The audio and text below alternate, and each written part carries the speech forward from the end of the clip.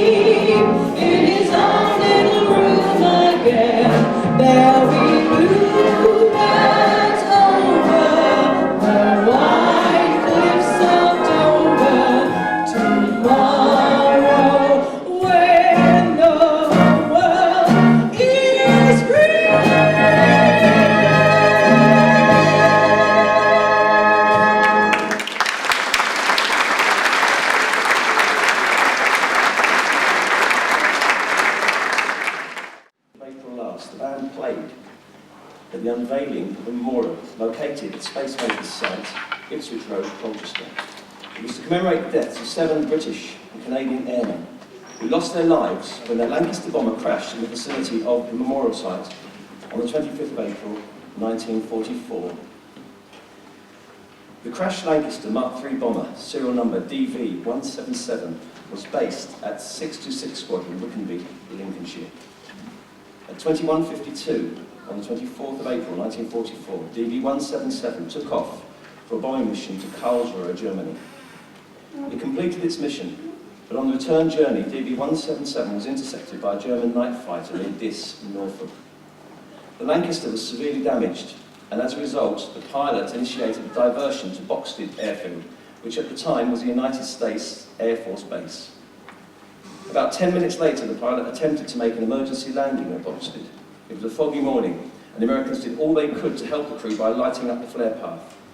But despite the best efforts of the Americans, DV-177 went out of control and crashed at 04:10, less than a minute from the relative safety of Boxted's runway.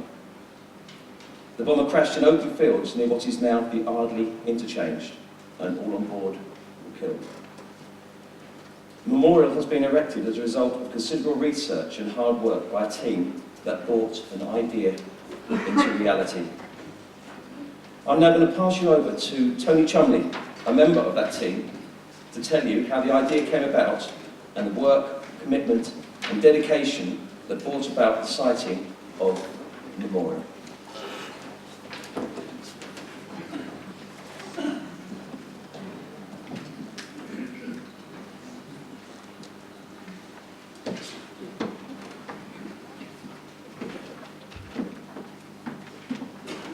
Ladies and gentlemen, it was easy sitting down there. My pleasure to tell you very briefly what happened and how the memorial was introduced. And there is that well-known saying that great oaks grow from tiny acorns. And that really is the story behind the memorial. I belong to a group of fellas mustered together by a gentleman by the name of Roy Tolhurst, and he got us together. We muster on a Sunday morning in a caravan. We'd never been asked to move on, as it happens, and it's festooned with the Union Jack every Sunday morning, and at 10 o'clock we arrive. The kettle's on, and it's bacon sandwiches and coffee, and from there on we put the world to rights. And we are known as the Sogs Committee. Now, I'm sure in those few seconds you're thinking Sogs, and you've come up with your own interpretation. But with respect, it's senile old gentlemen. We have been likened to Great Hawksley, which is the village just outside Colchester, as to akin to the last of the summer wine. So that probably tells you what goes on in the caravan. But we do put the world to rights. The majority of our conversations and discussions is military biased, because our leader, or Sogmeister, as we know him, is a great authority on military history, particularly in the Arnhem area. And sitting in the corner of the caravan is one of our younger men, and David, who lived in Great Hawksley all his life, and he was telling us this particular morning, something like 18 months to 2 years ago, how he heard the crash at night or early in the hours of the morning, but as soon as it was light, he was out on his bike up the road to see what had happened and witnessed the crash scene. And so he was telling us all of this, and as a result of that discussion, Lofty, as we know him, our Sogmeister, went into action thinking we ought to do something about this as it's local. And also in the Sogs we have an expert on the computer, who in fact also went home to think about it and pursue it. And he subsequently went to the RAF, he went to the Canadian RAF, and he travelled the world looking for information. He found out the plane, the number, the crew, where they all lived, etc., etc. And so it went on, and gradually it developed. And And so we finished up with all the ingredients to do a memorial. Now, our computer man was doing all the finding out, and a Lofty, more of a practical man, was digging the holes and building the memorial. So that was the plan, and it all hinged around from that simple discussion with David in the corner telling us exactly what happened something like umpteen years ago. And so we were very proud to be part of that scene, and all of the work that was done. Our two main contributors were Chris and Lofty, but the rest of us, we did what we were told and helped out where we could, carrying, lifting, heaving, cleaning up, and all various jobs that go with it. But we were thrilled at the end. We had something like over 300 people attended the memorial. We were on the telly, we had the local MP there, and the what was more impressive than that, we had relatives who travelled from Canada, would you believe, from Australia, would you believe, to be there with other relatives who had travelled from England. And we had a most wonderful day. And so that, very briefly, is how it all came about, from a simple conversation amongst a dozen fellas on a Sunday morning, and, as I said, from little acorns, giant oak trees grow, and that is the story of how the memorial came to be. And I would like to just, if I can have the cooperation of the man with the lights, to just lighten up the theatre just for a few seconds, because I would like to introduce you to the remainder of the Sogger team who are here tonight. If they would kindly get on parade. Please stand just for a few seconds. These, ladies and gentlemen, the remainder of the Soggers team who helped achieve that memorial.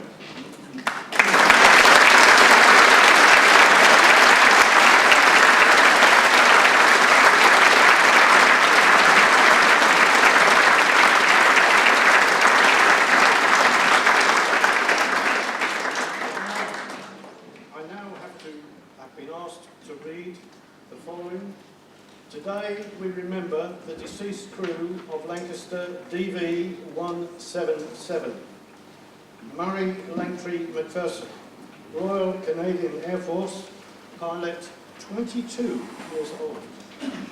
James Douglas Mager, Royal Air Force, flight engineer, 21 years old.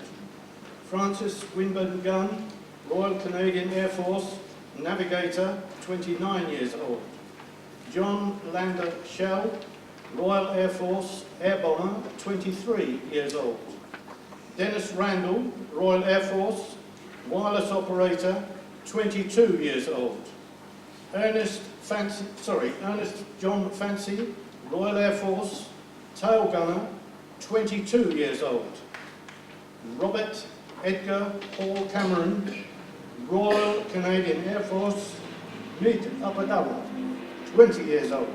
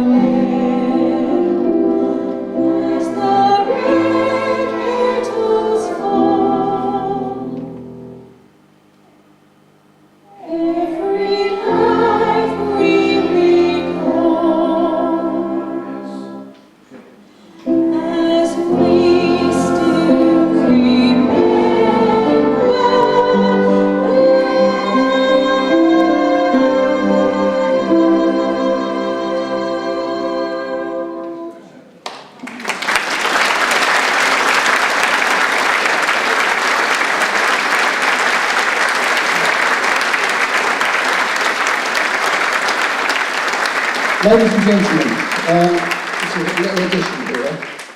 We are privileged today to have a veteran of 626 Squadron from the Second World War, Peter Potter. He asked us earlier on whether he could just say something, so we thought it is a privilege to have him here today. So Peter. I would like to say thank you very much to the Harwich Band for the wonderful presentation and performance they gave at the memorial, and also tonight for their remembrance of the crew. I actually took the place of the crew that was lost. I wish you all the best.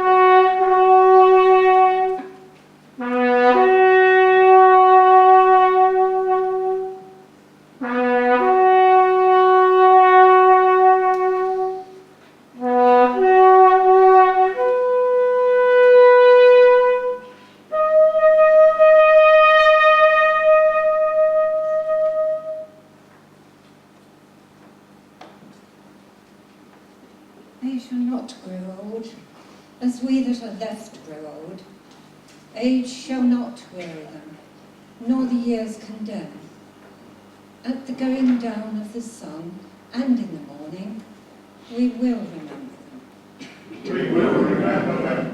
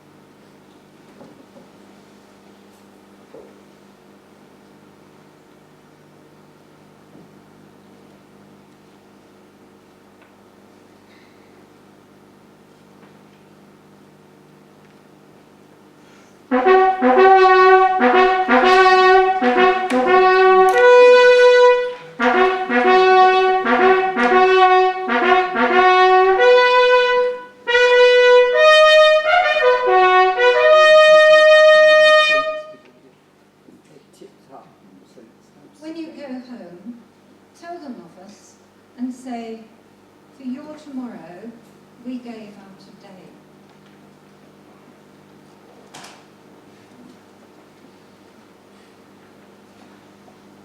Thank you, ladies and gentlemen. Would you join us in a chorus, a rousing chorus of The Land of Hope and Glory, to show that all the sacrifices that one's made over those years are not in vain. Please sing with us, Land of Hope and Glory.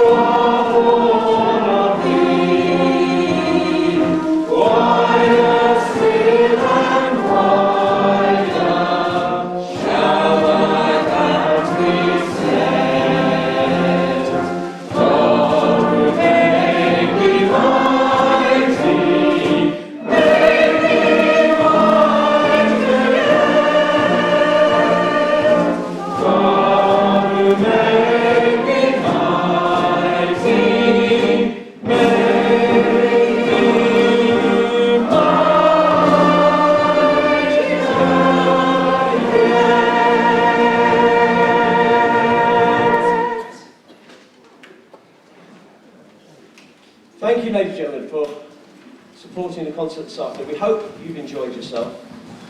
Just a few thank yous. Karen, of course, for coming and supporting us again. Thank you. Thank you. John Morgan, and all the staff from Chase Lane who have come to bring the children, and they've been fantastic, and of course the children as well.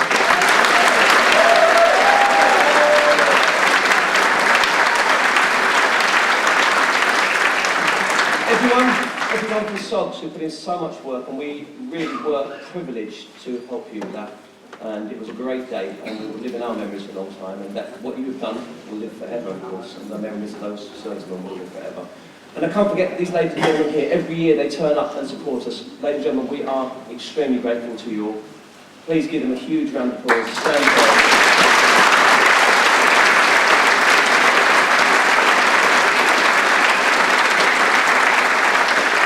And of course, finally, last but not least, the band. Without the band, we wouldn't have a concert. So thank you. Three cheers for the band. Hip hip. Hip hip. Thank you. I can tell you, next year, week before Remembrance, we'll be back. And I can tell you what the theme will be next year. We'll be commemorating the centenary of the start of the First World War. 100 years. So we've got to get our thinking caps around that one and think what we can do for that next year. So please support us again next year. What better way could we finish to march stands out to than the march past of the Royal Air Force? So thank you for that, and with that we say good night to you.